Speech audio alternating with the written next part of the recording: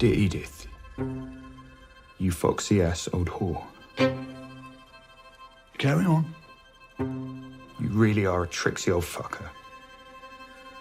And you're a sad, stinky bitch. In the end, I think it's just jealousy. I think we know who it is. Love thy neighbour, and I tried, but... I'll get you in the balls, Zach! she's heinous. Edith, I didn't do it. I believe you may be charging an innocent. A woman police officer. Oh, look, flying pig. I've got a daughter at home. Why would I risk it all?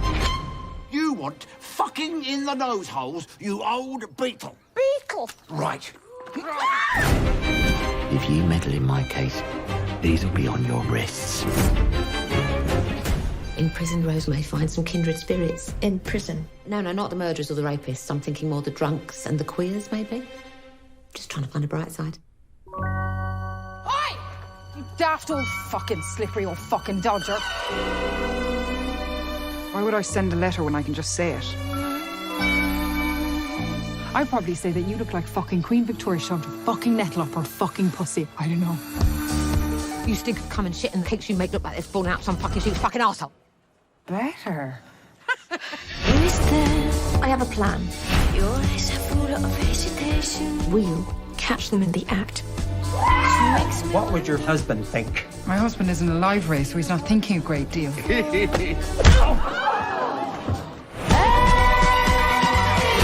I like you, Rose. I hate her! You don't like the idea of me leaving this house, do you? I'm going to lose her. We're not standing for it. I've had one now. Everyone is going to know. It's German.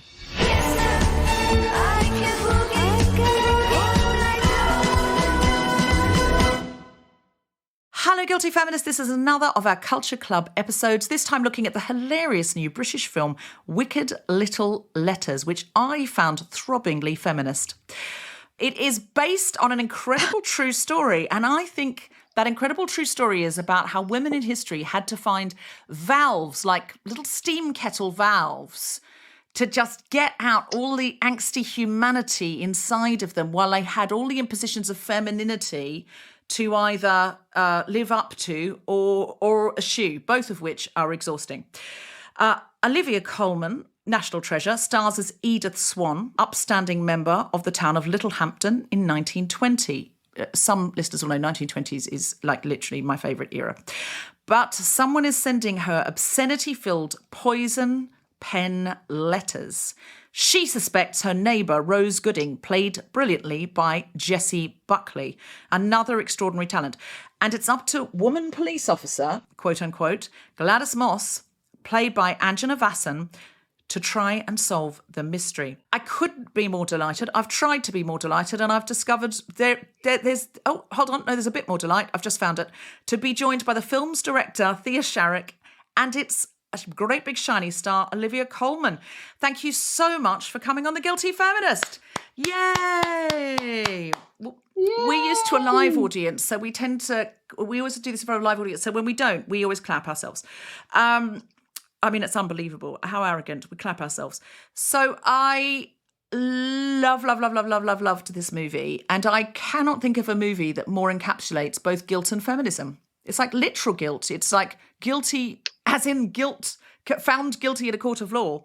And also, there are so many different sides of so many different women in all their flawedness, in all their glory, in all their humanity to this, that I think it's a terribly feminist film. And I was astounded when I looked it up how much of it was true. The top of the film, it says, you won't believe how much of this is true. Well, I couldn't believe it, but I read it, I see it's true.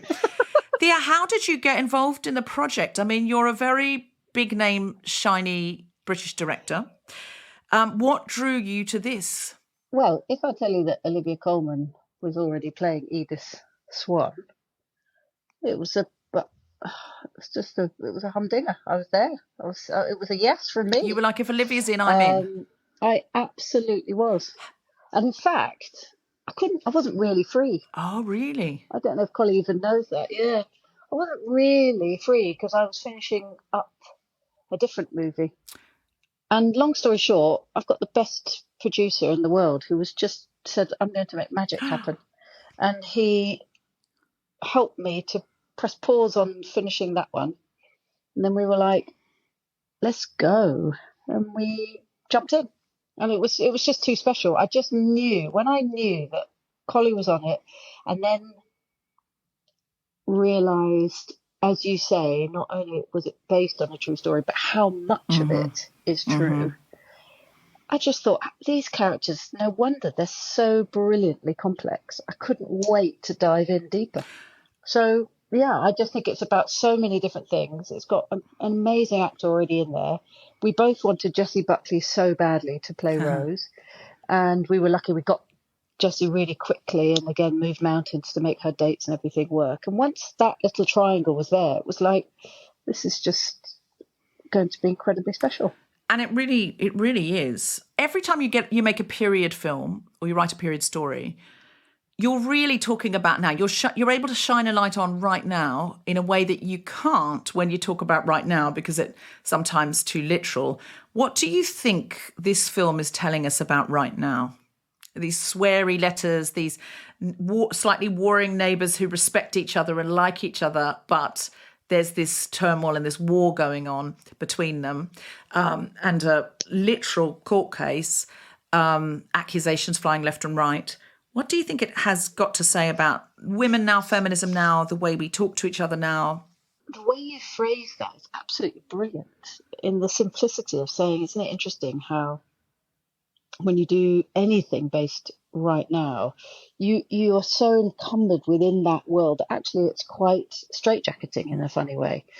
And there's a freedom that comes with something if you can apply the same thinking, i.e. for me, what I didn't want is for it to be so absolutely factually correct and exactly of the period, so that it became smaller. I wanted to try to make it as accessible as possible, because sometimes, the minute you say period, some people just go, oh, kill me, I don't want to see it, it's going to be really boring. And I knew that this wasn't. It's got very unique combination of ingredients. And so one of the very important tightropes that we walked was exactly that, is how do we keep the period with the modernity? I thought it had shades of The Favourite to it, in as much as it reminds us people were not standing around in long dresses being ladies and gentlemen all the time. People were not in the past being better than we are, or more, didn't always have more decorum than we did. And it had shades of The Favourite in it. It's sort of how trolling is kind of nothing new. Anonymously going after someone on the internet is seen as a real modern malaise. But there's a real modernity to that somebody was in real life, and I'm sure this is certainly not a one-off thing. In fact, we have a turn of phrase for it, poison pen letters. It was sitting down, and instead of just dashing it off on Twitter, was sitting down with pen and ink. We won't say who it was because we don't want to spoil the story, but was writing all these really offensive, sweary things. Well, I don't know, but Thea, I didn't think of that when we were making it. It was sort of afterwards we went, oh, hang on, of course it's trolling. We were going, this is brilliant. Oh, they're swearing. 85% of the swears in the film are from the real letters. We haven't, made it more sensational. So these 1920s women did know these words and were writing them. And, as you say, that idea of a kettle and the steam coming out is perfect. That sort of repress a woman, it will come out. Well, any human, Yes, but I was unaware of the sort of timing of it until we were sort of underway, I think. Well, Thea obviously would have thought more about that because she's always thinks more than I do. What do you think, Thea? I'm sure you both think brilliantly in different ways. I think that's absolutely... I've gone off in a half. Yeah, that's very me, isn't it? Yes, well, I was saying that one of the things that I wanted to make sure we kept hold of was the balance between the then and the now, and by default, therefore. So whether that was in the costumes and in the whole design of the whole thing, or the colours that we used, I wanted to try and keep both worlds alive. So it didn't feel like boring period. It felt like exciting period that in a way always had a foot in the modern world. And it was also about being respectful to the fact that the most important parts of this story, where the story began, which is the letters, is real. They're real. That whole part of the story comes from a true combination of people. So I wanted to make sure that we always kept that in mind. But as Collie says, it felt very modern doing it. It didn't feel old-fashioned in any way. The language that we used, the language that the characters used, felt very free, to be honest, largely speaking. Although I do think that there is something important there's a voice in there that is, for me, very fundamentally trying to find itself. So there is something quite innocent and sort of immature, although at the same time, really rude and vile in the way that people are. I mean, this is one of the trolling, whether it's then or now, it's not a new thing at all. It's just humanity. There's just a big side of every human being that can get really upset or want to lash out and you take it out on other people. All of that that's not new in any way, shape or form. I mean, anyone who's been a mum knows what that feeling is when a kid loses their rag.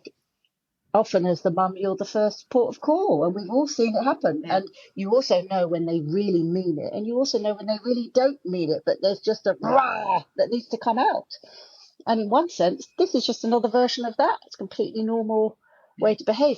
How you do it is the important thing, I think, and the delivery of it. I also find it fascinating the fact that we know trolling is nothing new. It was happening, as you say, the phrase does exist, poison pen letters. But if this was 100 years ago, you'd have hoped we'd have worked it out, not got worse at it. Because trolling is now on a worldwide scale where you can be vile about someone you've never met and you don't know, and anonymously. It's awful, and I do find it amazing that we've got worse.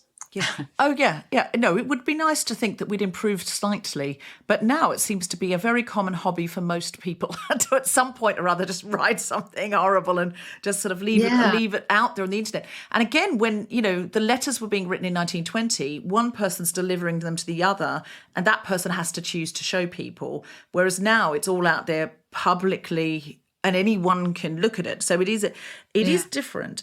But I think what's illuminating on how the world works now is seeing two sides of people, that there's a public face and a private face. And that has never been more true because we've got this sort of second self online. Your character, Olivia, is so repressed and buttoned up and so heavily carrying the weight of respectability and femininity, womanhood, I suppose, religious obligations. What was it like playing a character like that? Because you managed to also make her so human and so likeable, lovable, and at the same time, there's always flashes of stuff going on underneath her. What was it like approaching this character? I mean, it was lovely. I knew she was nice. I knew she was it was the circumstances that she found herself in. They say you often should find something that you like about the character you're playing, and it's not always possible. But I found... I felt terribly sorry for her that she was, her education was stopped because even my mum says, who is alive now, her father didn't think it was important to educate her and her sister, but her brothers, it was a different thing. And this is going back, to his youth, in the 20s, and it's sad that she was clearly very bright, but she wasn't allowed to continue her education because that was unseemly. She was as able or more so than anybody else, but was kept in a box, and by coercive control and abusive behaviour, she was kept pretending to be someone she wasn't. So I thought it was fascinating. She has other sides to her, doesn't she? Other sides to her, as all humans do. And I love the fact that if you try and hold someone down, it will backfire. And I loved her friendship, her and her wild neighbour. I loved the friendship that they started to have and they could have had. I loved it. Was that fun, getting to play those big and direct, Thea and Olivia play those big, wild woman-on-woman sort of exciting, ignited, fighty scenes sometimes. Was that fun to do? Because you don't often see women really let go in films, especially not period films. But you in the trailer you see it, so I don't think I'm spoiling anything, that you see a literal fight on the street at one point that gets kind of heated, but it feels like they're kind of enjoying it. Yes, I mean, for a start, Jessie's one of my best friends, so that was fun. Going to work every day with someone that, you know, we'd swear at each other for free for fun anyway, so it's nice to get paid to do it. But you're right, it is. You rarely see women. Is that true? Am I just making a sort of sweeping statement? I think you rarely see women on film having a good old, you know, head-to-head fight with each other. Often it's about a man or to a man, but this was satisfyingly just two women, you know, having a go at each other.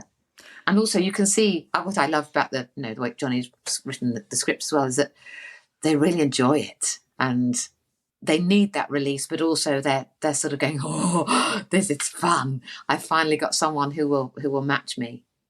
Yes. It felt like a match of equals, and it really had nothing to do with men, which was nice. It sailed over the Bechdel test like a high jumper. In a way that often someone says, no, but it does pass the Bechdel test, because I remember one famous one, which was, because there's two women and they talk about soft furnishings in an interior design shop. And I was just like, it's literally one line of, that's a nice cushion. And they're like, that passes. And I was like, well, it does, but it doesn't pass the spirit of the Bechdel test, talking about soft furnishings. But this, I felt like this brilliant. No one cared about the men. It wasn't about the men. It was about you and me and what we see in each other. And what I thought was rare, I mean, obviously we've seen women fight on screen before, but what was rare was the sort of abandon of it. And it wasn't about a man. It was just about, I see the rebel in you and I identify with her and I enjoy her. And if I'll fake it because I have to, because society, other constrictions, patriarchy, blah, blah, blah. But goddamn, do I see in you something I love? And that came across. I think that's quite hard to... How do you get that across? Thea, as a director, how do you get those performances not just to look like two women who dislike each other, but it's two women who love each other but are at war? Like, how do you direct that? How do you tell that story? Well, can I just bring in that actually one of my most favourite scenes to shoot and then to watch again and again in the edit and to see it again now is actually the scene where we watch them become friends and they walk together on the beach. And there's such an innocence, I think, again, in that moment where you see Collie's little face as Jessie just says things that feel completely natural to Rose. And you know that Collie's character, Edith, is hearing and witnessing and feeling these things almost for the first time. And they're alone on the beach and, Jessie's taking her shoes off, so her feet are kind of squelching around in the sand, but Collie's character isn't there yet. You just see something in there that feels like the beginning of a love affair. Now, again, it's not about men because the love doesn't have to be, it's not sexual, it's not complicated in any way. There's a purity to two women who are just really enjoying who the other one is in that moment. And that's also something that is, I think, quite rare. It's real friendship. And it's only because that is the potential behind that is so immediate and so huge and so beautiful that you can also get the scene that you're referring to at the other end, because in both scenes, they mean so much to each other in all of the scenes that the characters have together. You see all the different shades of friendship, of female friendship. And, sometimes I kind of yearn for more scenes of the two of them as friends, because I wish that we could get even more of what was their background like. But that's a good, you always want to leave your audience wanting more. So I just wanted to say that remains one of my most favourite scenes in the whole thing, which is actually the flip side. And again, if you didn't have that scene, and you didn't have these two women as strong and as watchable as they are, you wouldn't have the rest of the film. You just wouldn't have it.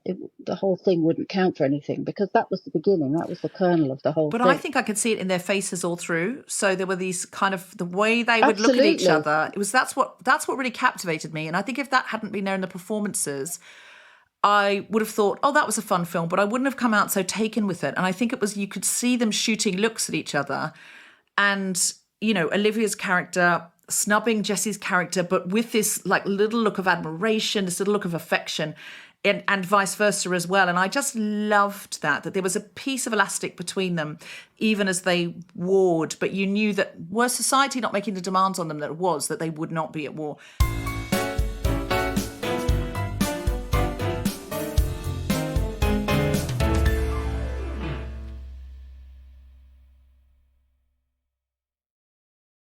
Hello, Guilty Feminist. This is Deborah. Just to let you know, in case you haven't already heard, on the 3rd of March, I am comparing a show at the Roundhouse in London called Voices for Gaza.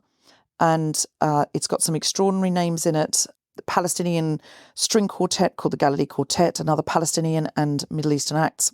But also people you'll know from the Guilty Feminist, like Jen Brister and Susie Wokoma, some other great comics, and actors like Brian Cox and Harriet Walter from Succession. It's £20 tickets because they're trying to absolutely pack the place. Just to be clear, I'm not producing this show. This has been put together very economically in a short period of time by a brilliant group of theatre practitioners in London as an emergency fundraiser for MAP, that's Medical Aid for Palestine. What they do is they send British doctors, medical supplies and medical equipment to Gaza. So this is really, really urgent. It's a very blitz spirit. If you get a £20 ticket, there's 250 seats on the floor and the rest will be standing. So if you really need a seat, get there really early on the night to bag yourself a seat. Otherwise, you will be standing. But as I said, it's blitz spirit, all muck in. So we hope you will be on board for it. There are, if you've got money, some VIP seats like in a dress circle section, which is all the money's going directly to MAP, are £250 each. If anyone would like one of those, I don't know that they're available on the Roundhouse website, so just email me at guiltyfeminist@gmail.com and I'll see if I can hook you up with the organisers to try and get you one of those. In the meantime, even if you can't come, if you bought a ticket for 20 quid, you could, give it to somebody else and all that money would be going to MAP. You can also, of course, donate to MAP directly. Also, I want to let you know we are doing an incredible new show, which is with Waterstones, the Guilty Feminist Waterstones Book Club. It will be on the 27th of March at Waterstones Piccadilly. And we are interviewing Susie Miller, who wrote the play Prima Facie and has now made that play a novel. Jessica Foster and I are talking to her, and we will have another guest as well to make it more like, so it'll be really like a book club. And we are contrasting it with feminist classic, because we thought this is a good time to revisit some feminist classics maybe some of us have never read, Fear of Flying by Erica Jong. You can buy a ticket from Waterstones with one of those books included. If you read those books before the night, there'll be no spoilers. So try and come along for that, because I don't know when else you're going to see Susie Miller live on stage, and it's our very first book club we're hoping to do for a year, new books with feminist classics combined. We think it'll be a really great thing for all of us to delve into those feminist classics and discover brand new books. We've also got shows coming up at King's Place in March and April. Go to guiltyfeminist.com live shows and you can find tickets for all of these things. And now on with the podcast. I thought the third tentpole that really made this work was Angela Vasson playing the local sort of constable wannabe detective kept in her place by the men, knowing the answers, being ahead of the guys and understanding how to... And when I looked it up at the end, I was like, oh my God, so much of that was so true. And there was a blue plaque to that woman because she was the first police officer who was in that area. Female police officer, but they kept calling her woman police officer. And she kept saying it on Littlehampton. She kept saying, it was obvious I'm a woman, you don't need to say that. Yeah. And they kept saying that to her. But God, that's a great performance from her as well, isn't it?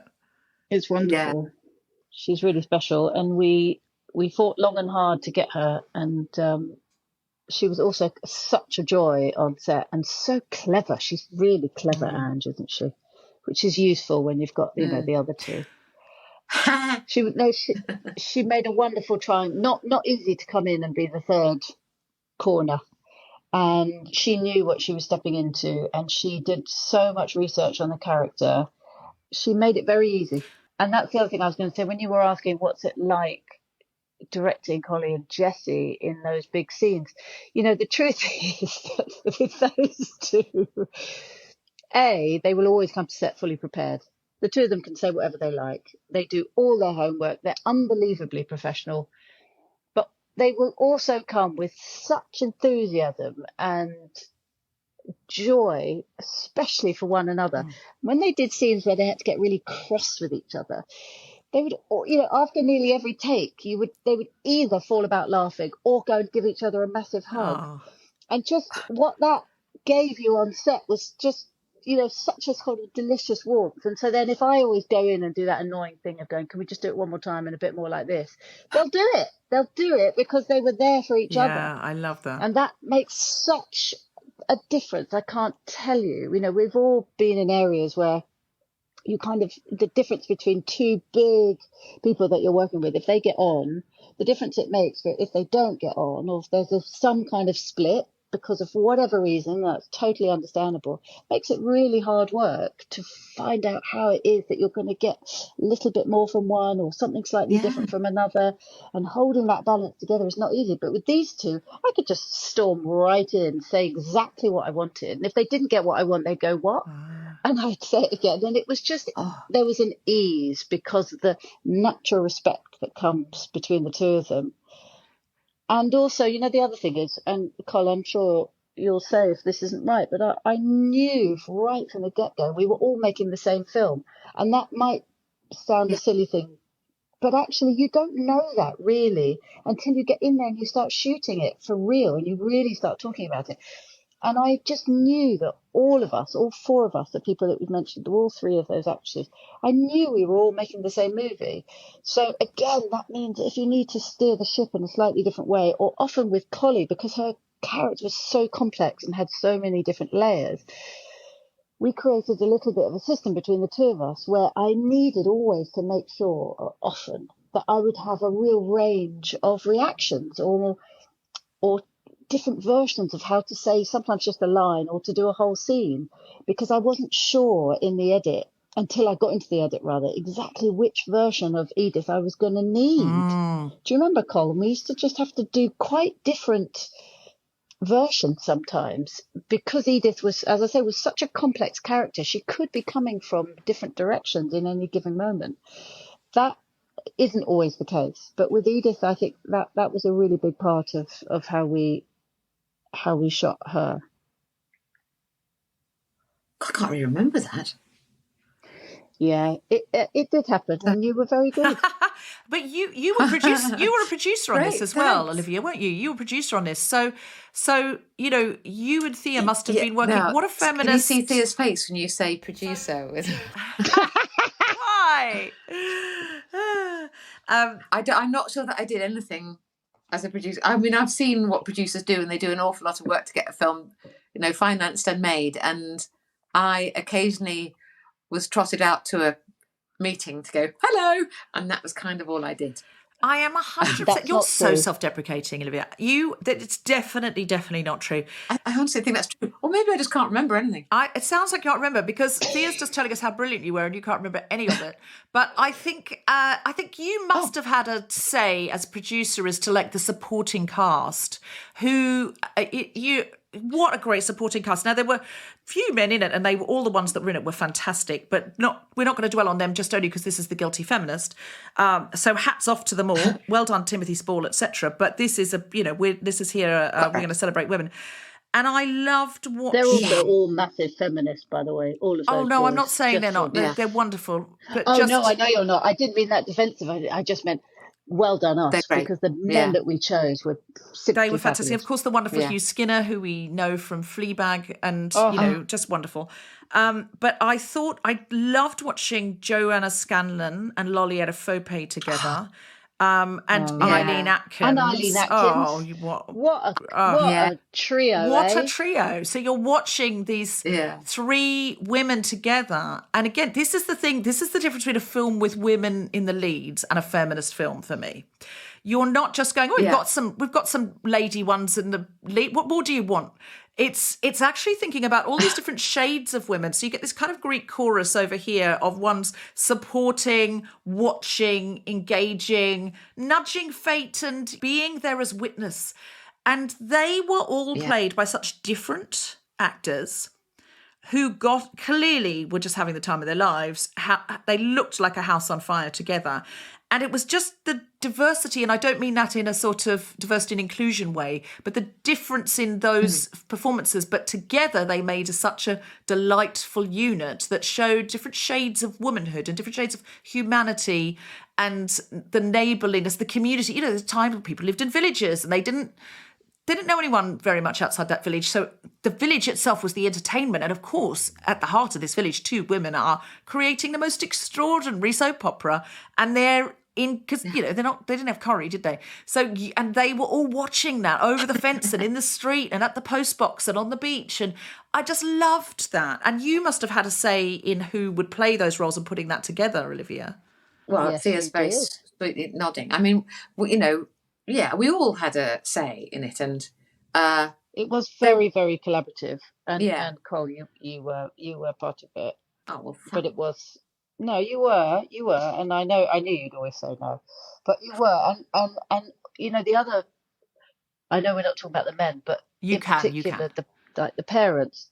No, but the parents. So like when we needed to cast the mum and dad, that it was a prime example. I would never do that with Collie both as producer and as lead.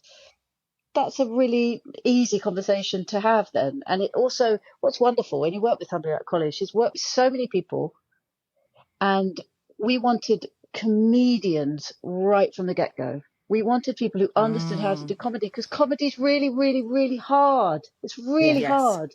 Yeah. And that was literally the first conversation we said to each other. We were just like, we've just got to get people who get it, because it's really hard and we're going to go to war on this, and we want our army to be as tight and as strong as possible and as unafraid. You've got to be really unafraid when you do comedy, because it's really hard when you try to do something and you think it's funny and it's not.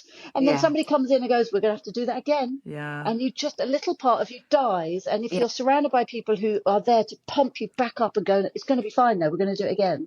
Yeah. And it's not because you're crap, it's just because the wind was blowing, or, you know, we just do it in another way. You've got to do that together.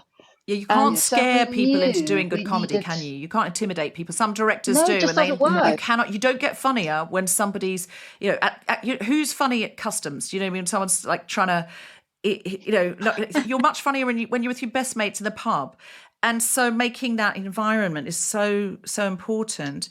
And totally. You know, you can see and feel that. Well, what I will tell you is, I went to see it at the cinema, and the laughter was so loud in a small cinema, and you know, it was like a late afternoon, so it wasn't like the 7 o'clock one where it's going to be much more full, and people were roaring with laughter. So that's so they loved it, and I heard people on the way out saying how brilliant it was as well. So I thought, this is actually really good. We've got to do something on the Guilty Feminist on this, because I don't know a film that is like this, that's funny, period, feminist on the inside, feminist on the outside. And knowing, of course, you produced it, and of course I know, Olivia, you'll go, I hardly did anything. But then if I ask a man who's a producer on his film, you produced it, he'll be like, yeah, I did produce it. And what was really important was really getting the right cast and making the right decisions. And he'll have done fuck all, but he'll be like, yeah. I mean, the thing about being a producer is very different from just being an actor. People don't get that. And so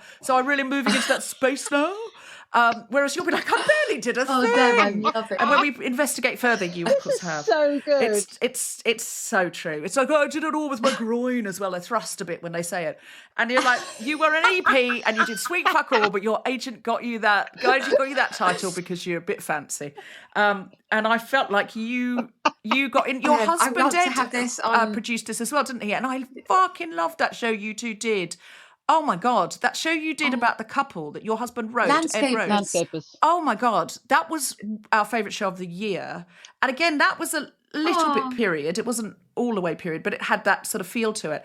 And it just was the most imaginative TV show I've ever seen. If audience hasn't seen Landscapers... Oh, he wrote that. He's very clever. Yes, and I'm not saying this to be flattering because I wouldn't at all.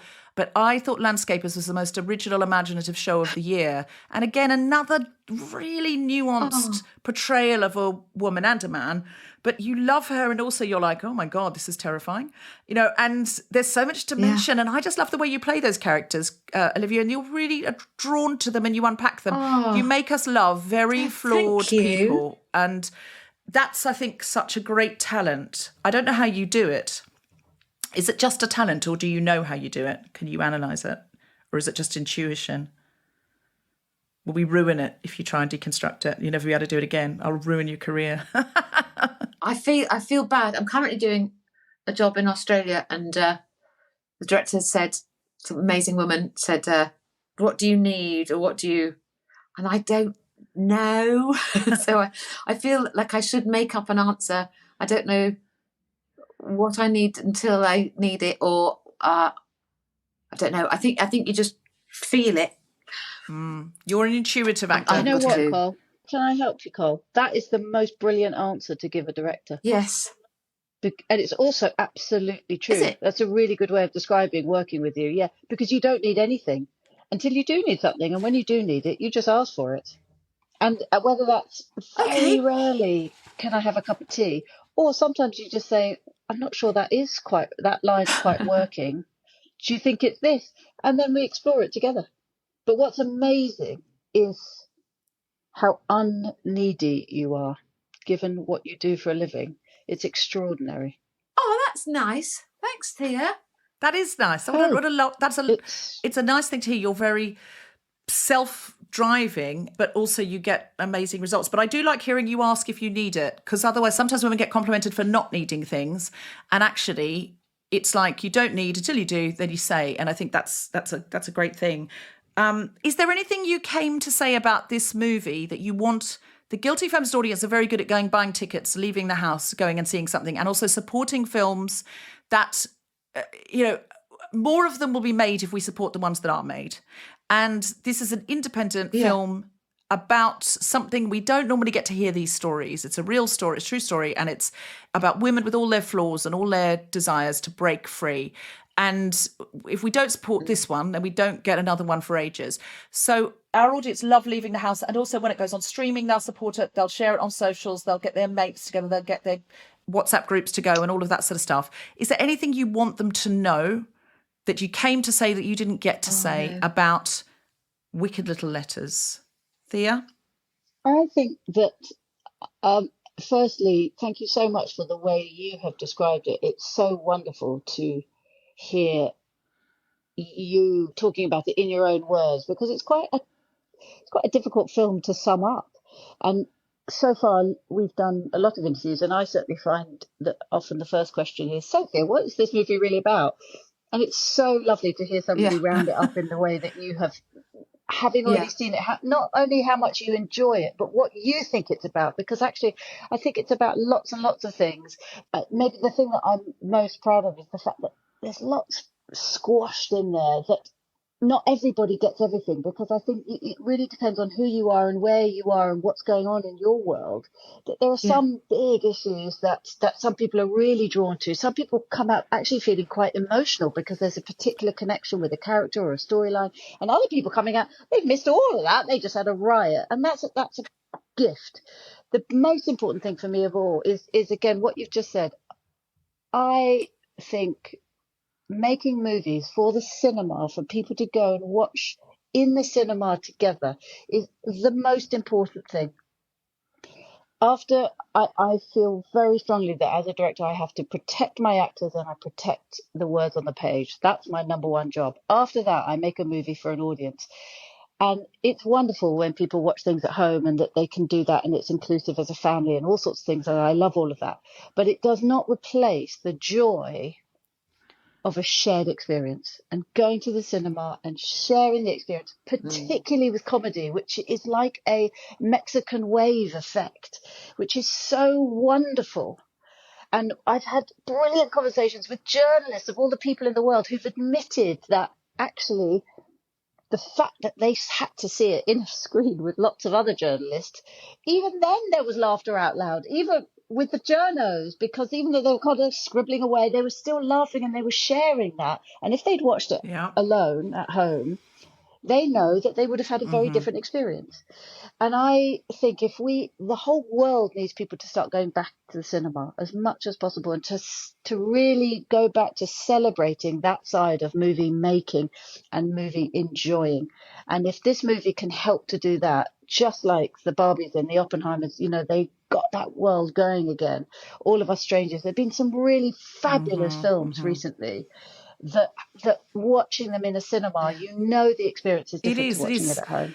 And that, for me, is suddenly the most you're sitting on your important own. For some reason, you smile at something, and as soon as you're sitting with other people laughing, you laugh, and no one knows why. What audience science is, nobody knows.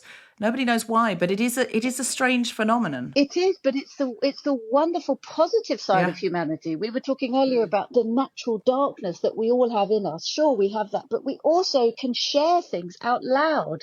You know that feeling when you feel really shit and you can't quite explain what it is, and it can be, there's a million different reasons for why it might be. Then you go and have a conversation with somebody, or you have a shared experience like that, and you come out and you go, oh my God, I feel great now. I've just had a cup of tea and a chat with somebody, or I've been to the cinema and had a great big laugh. And you literally feel better. True. You feel better in your being. And if that's something that we can give to people, then let's celebrate that. So if people can go and see it in the cinema, fabulous. Yeah, we are communal beings. We get married in front of loads of people, or we have our birthdays with people that we love. We like to be together and laugh together. At comedy shows, there's nothing better than going to watch a stand-up and laughing with everyone. But for this film, I think it appeals to all ages. My mum, who's 83, she'll be thrilled I've told you that. But she went with her mate. She texted me saying, we practically pissed ourselves. Sitting there and Nice. These lovely women. And our teens loved it. It's emotional, but it's joyful, and it's funny. It's also surprising that these words absolutely were said by these women in the 1920s, and that it was genuinely debated in Parliament. It was on all the broadsheets at the time. It's an interesting story. It's a really fun time at the cinema. Get yourself a massive box of popcorn, settle in, enjoy it. And you'll feel like being really sweary afterwards, so just be on alert that you'll want to come out and... Yeah, because there's quite creative swears out there. They're quite charming, creative swears in some strange groups of words together. But it's an unqualified delight. You'll really enjoy it, and I think it'll get you that little. It's what the suffragettes used to call outrages. They just do something a bit naughty or a bit. It wasn't really. Sometimes they'd blow something up, and that obviously isn't an outrage. That's terrorism. But they do things, little things.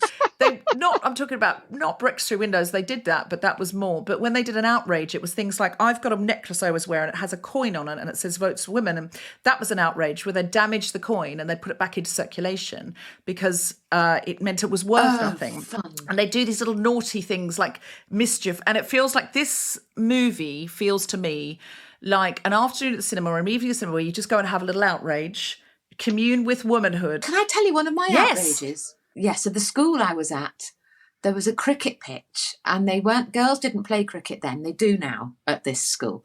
But I was so incensed how everything stopped when the first cricket team, no one stopped and came to watch us play netball or whatever, but everything stopped. So every evening, once it got dark, I used to have a wee in the middle of the middle of the crease. Oh my God. That's superb. That is incredible. Did anyone ever know? Or is this the first time you've confessed this, Olivia, or did people know at the time? First time publicly. I've told, girlfriends of mine knew. Well, can you just say, I'm a feminist, but, and then tell us that again? Because this might be one of the greatest times. We have these confessionals on this where we confess our things. Can you just say that, I'm a feminist, but? This is a bit of an I'm a feminist and really, but there's a sort of edge to it that I fucking love this story. And this is a genuine guilty feminist scoop, gang. Okay. I'm a feminist, but I used to have a little squat wee on the is it called the crease, the bit between the wickets on a cricket thing, as a little silent what what did you call it? An outrage. Outrage. Because a little protest, a sort of dirty protest, if you will, because I was so incensed at how everything stopped for the boys playing cricket, and we'd all sit around, around the edge of the pitch, but no one came to watch us play tennis or netball. It's an I'm a Feminist and really, but I just had to hear it in that formatting because there is something about it that's just so extraordinary. And I love that this is a scoop for the Guilty Feminist, that national treasure Olivia Colman, who's played so many queens, including the recently late Elizabeth II, actually peed on frequently, not once, but as routinely peed on the school cricket pitch as a feminist protest that nobody stopped to watch the netball. I love that. We've got to finish up now. I just need it to tell everybody, you've got to go and see Wicked Little Letters. Get to the cinema if you possibly can. Tell your friends, tell your feminist book groups, tell your mates, tell your WhatsApp groups, take your mum. It's a really, really good time. It's currently out in British cinemas, but Americans, you're very lucky because it hasn't come out yet, so you've got loads of time to plan. It comes out on March 29th. And in Australia, there's going to be a premiere in Sydney in 2 weeks. And I believe Olivia Colman's going to be there because she's over there filming. She'll be gracing the Aussie red carpet. So you've got loads of time to plan as well. So get tickets for Wicked Little Letters wherever you live. Watch out for it in your cinemas. And if you don't catch it at the cinema, it will be on streaming and you will see it then. And then watch it again. I'm going to watch it again when it comes out on streaming. This is the first feature film I heard for your production company, South of the River Pictures. Is that true? Yes. Well, we can't wait to see what else you shape and make. And we can't wait next time for you to come on with your next film. Great. And with your full groin like a man, go, yeah, I fucking produced this. Yeah, fucking nailed it. Yeah, innit? Excellent. Thea Sharrock and Olivia Colman, you have been absolutely delightful guests. Thank you so much for sharing so much, and especially, Olivia, with you in Australia. Thank you for having us. It was wonderful.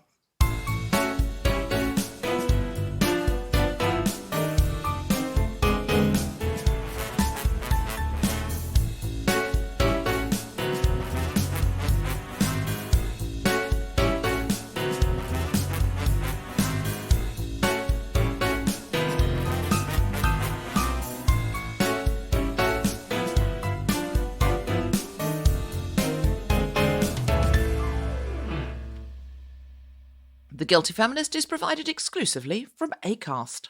Find it wherever you get your podcasts.